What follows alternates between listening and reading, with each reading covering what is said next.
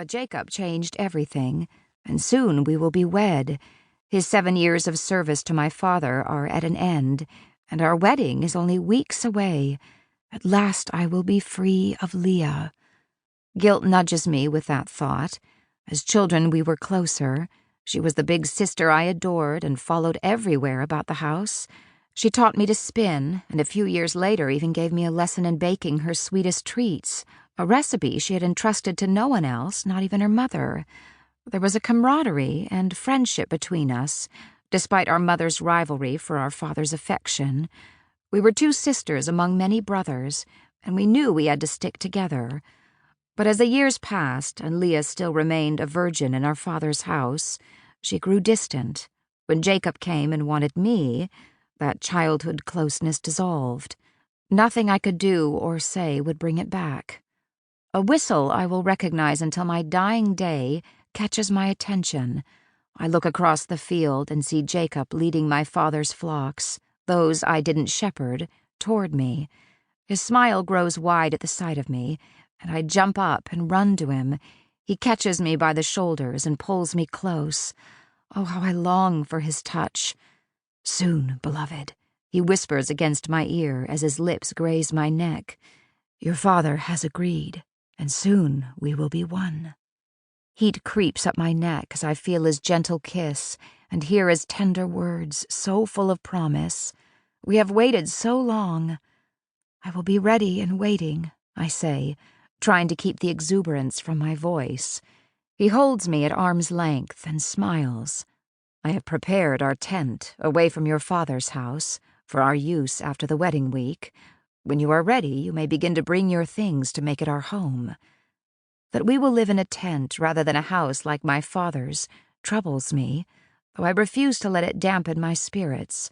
A tent with Jacob is better than a house with Leah or my father. I take Jacob's hand and pull him toward the shade to sit with me among the trees. I do not want to think about Leah now. "I'm sorry I did not have time to build a house for us during the years of our waiting. Your father," I place a finger over his lips. "I know. He has kept you so busy with the flocks and this chore and that chore that it is a wonder you got any sleep these past 7 years. I take his hand again and intertwine our fingers. "I would live anywhere with you, Jacob. A tent will be sweet bliss without the rest of my clan to invade our privacy." His smile warms me to my toes, and it occurs to me just how alone we are. But I know Jacob to be trustworthy. He will not compromise my virtue, even if we are legally betrothed, and he is within his rights to shelter me now. I would offer a sacrifice to my father's God to bless our union, but I am afraid that I cannot offer one of your father's lambs. I could purchase one, but I fear the cost would be forcing us to wait even longer." He pauses, his gaze intense with love for me. Sometimes it takes my breath. "I'm sure your God will understand." Would he? I silently pray that he will, though I'm not sure that I yet understand Jacob's faith. My father has always worshipped the household gods.